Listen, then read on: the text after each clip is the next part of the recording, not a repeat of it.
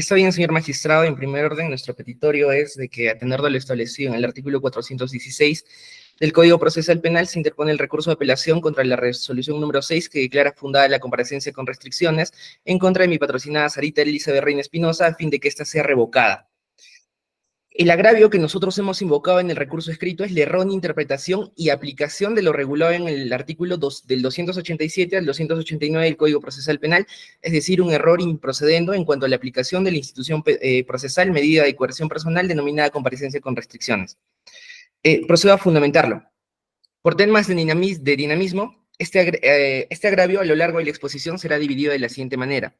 Se ha otorgado la comparecencia con restricciones sin que medie o sin que exista el fumus comitia delicti o fumus delicto, ni el periculum libertatis o el peligrosismo procesal. Sobre el primer presupuesto, esto es el fumus comitia delicti o el principio de intervención indiciaria, exigido ya en los artículos 6 del título preliminar, artículo numeral 3 del 253 y el numeral 1 del 287 del Código Procesal Penal. El fumus delicto para la comparecencia con restricciones requiere, de acuerdo a lo expuesto en la casación 2253-2021 Ventanilla, se requiere de una sospecha reveladora. Ahora, para analizar si en el presente caso existe o no una sospecha reveladora, es importante conocer el concepto que nosotros aplicamos, para lo cual citamos el apartado B del artículo del fundamento 24 de la sentencia plenaria casatoria 1/2017, que refiriéndose a los elementos de convicción para llegar a este nivel de sospecha nos indica: los elementos de convicción han de ser racionales, descartándose por ello vagas indicaciones o livianas sospechas, de suerte que la aludida disposición debe apoyarse en datos de valor fáctico que, representando más que una posibilidad y menos que una certeza, suponga una probabilidad de la existencia del delito. Ahora bien, antes de narrar de manera muy breve los hechos, permítame decirles que el presente caso ya concluyó con la etapa intermedia. Estamos esperando fecha para juicio, pero no por este hecho per se existe una sospecha reveladora. Creer ello sería hacer un análisis meramente formal, por cuanto pasamos a juicio con los mismos elementos de convicción que se formalizaron y con los mismos elementos de convicción que se solicitó esta medida de comparecencia. Ahora, los hechos muy resumidos: 30 de marzo del 2023, mi patrocinada va a Mazamari a visitar a su esposo es docente allá, enseña en esa ciudad, lo visita por su cumpleaños. El 1 de abril se dispone a retornar a Huancayo, toma el bus de la empresa Goribamba, en horas de la noche, ya siendo el 2 de abril a las 5:25 de la madrugada, en el trayecto ya es 2 de abril, 5:25 de la madrugada, se hace el registro vehicular entre los asientos 13, 14, 15 y 16, encuentran una bolsa multicolor que contenía fruta y 4 paquetes de forma rectangular que resultaron ser alcaloide de cocaína.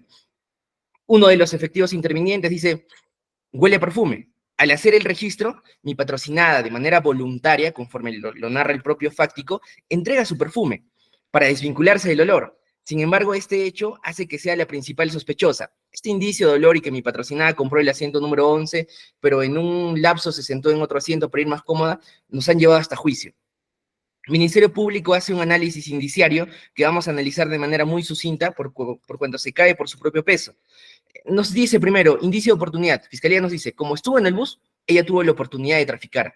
Eso dice Fiscalía. Un indicio de oportunidad es la circunstancia que facilita la comisión del delito, como por ejemplo la falta de vigilancia en un lugar, falta de iluminación. El haber estado en el bus no es un indicio de oportunidad. Las otras 60 personas también estuvieron en el bus. Indicio de conocimiento. Fiscalía nos dice: mi patrocinada coloca la sustancia ilícita en un asiento distinto al suyo con conocimiento. Indicio de conocimiento. El conocimiento de manera indiciaria es un conocimiento especializado, un conocimiento técnico, por ejemplo, el ingeniero químico que fabrica drogas. Es absurdo el razonamiento de Ministerio Público. Además, es importante precisar que varios de los pasajeros se les encontró en asientos distintos al que de verdad habían comprado en su boleto. Indicio de mala justificación. Mi patrocinada indica que ocupa un asiento distinto al que compró para viajar más cómoda. Particularmente yo lo he hecho.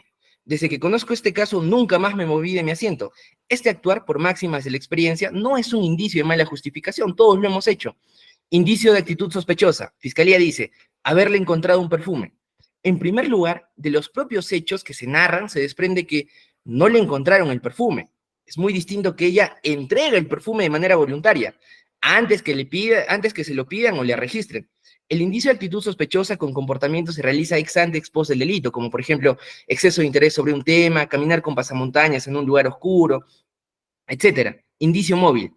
Fiscalía dice: el lucro que iba a recibir mi patrocinada. Nunca nos ha dicho: ya vamos a pasar a juicio, nunca nos ha dicho cuánto le iban a pagar, quién le iba a pagar. Ahora bien, La única forma para vincular a mi patrocinada con la sustancia ilícita encontrada y la supuesta prueba estelar de fiscalía es el informe pericial forense número FQ 426 al 429/23.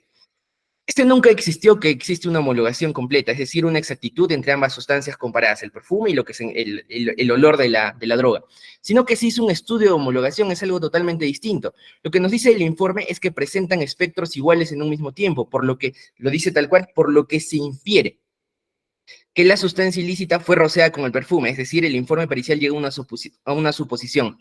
Lo más grave de este informe, señores magistrados, es que nunca se presentó el cromatograma. De manera muy breve, una pericia química de homologación cromatográfica se hace en un aparato que se llama cromatógrafo. Aquí se introduce una sustancia, la cual es evaporada a cierta temperatura. De este proceso, el cromatógrafo indica qué sustancias se encuentran en la muestra, es decir, si le metemos agua con sal a un cromatógrafo, este indica cloruro de sodio e hidrógeno.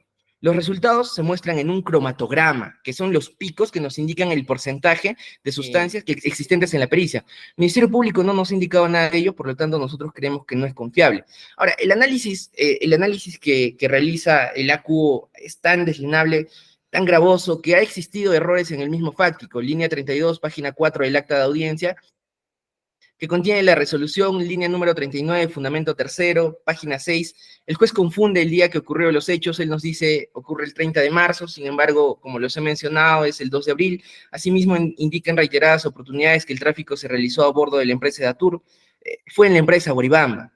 Consecuentemente, a nuestro parecer, no existe sospecha reveladora. Pero eso es discutible. Prestemos mayor atención al segundo presupuesto, esto es el periculum libertatis o peligrosismo procesal, regulado igual, artículo 6 del título preliminar, artículo 253, en específico a esta medida 287 del Código Procesal Penal. Interpretaciones, la Corte Suprema, apelación 24-2024, apelación 274-2023 y la casación 587-2020 Callao. Nos dice que si bien es cierto, no se requiere un peligrosismo grave, pero este debe de existir mínimamente de manera razonable. Esto es lo más preocupante, por cuanto la propia Fiscalía, en la propia audiencia, y el propio juzgado reconocen que no existe peligro de fuga y no existe peligro de obstaculización. Fiscalía en la dúplica, en la audiencia pasada, que no está transcrita en el acta, eso también nos preocupa, no está transcrita en el acta, indica lo siguiente, minuto 43 con 29 segundos. El Ministerio Público ha considerado que no se da el peligro de fuga. Es por eso que en este caso estamos solicitando comparecencia con restricciones. Y al respecto no necesariamente tenemos que mencionar el peligro de fuga o obstaculización. No voy a cuestionar los abundantes documentos con arraigo del abogado y solamente solicito la comparecencia con restricciones sea fundada. Gracias. Esos es los argumentos en la dúplica. Reconocen que no hubo peligro de fuga. El propio juzgado, el ACU, reconoce que en el presente caso no hay peligro de fuga. Fundamento séptimo de la apelada, minuto 1 hora con 55 minutos, 5 segundos, fundamento séptimo, página 11 del acta nos indica, y me permito leer. Ahora bien, si el Ministerio Público está solicitando una comparecencia con restricciones es porque no se cumplen los elementos materiales de la prisión preventiva, pues si se cumplieran todos los elementos de la prisión pudo haber decantado por una prisión preventiva, pero en el presente caso ella misma en la presente audiencia ha señalado que el peligro de fuga no se da. Es por ello que está pidiendo una comparecencia con restricciones, pues para analizar el peligro de fuga y debemos tener en cuenta los arraigos domiciliario, familiar, laboral y otro tipo de arraigos, sino que también debemos analizar la gravedad de la pena. Debemos analizar la gravedad del delito si pertenece a una banda criminal o a una organización criminal. Y nos dice, pues no vamos a analizar estos elementos por cuanto el peligro de fuga no se da en el presente caso. Además, los elementos de convicción presentados por la defensa y que han sido sustentados en la presente audiencia, pues cuenta con arraigo domiciliario y laboral. Eso nos dijo el ACU. Es decir, en el presente caso, se excluye ambas formas de peligrosismo procesal. El peligro de obstaculización nunca fue discutido por cuanto el propio fáctico se indica que mi patrocinada de manera voluntaria entrega su perfume. Y el peligro de fuga que nosotros pensamos que se iba a discutir, Fiscalía nos dice que no existe. El juez reconoce eso. No existe y el juez reafirma ello, pues existe arraigo de calidad debido a la ampulosa documentación que hemos ofrecido y que no vamos a sustentar en esta audiencia. Existe arraigo domiciliario, no existe peligro de fuga. Ahora, en el requerimiento de comparecencia, en el requerimiento primigenio, si nosotros nos vamos, no vamos a encontrar nada. Fiscalía lo ha sustentado en un párrafo, no ha sustentado peligro de fuga, no ha sustentado nada. Posteriormente, el juzgado del ACU dice, sin embargo, hay que tener en cuenta el principio de proporcionalidad y se dedica a analizar los 3 subprincipios del principio de proporcionalidad, el test de proporcionalidad. No se puede analizar el test de proporcionalidad si no hay peligrosismo procesal? Es imposible. Consecuentemente, al no existir sospecha razonable y sobre todo no existir peligro procesal en sus dos vertientes, ni de fuga ni de obstaculización, reiteramos nuestra solicitud que se revoque la resolución apelada. En consecuencia se declare infundada la medida de comparecencia con restricciones. Muchas gracias.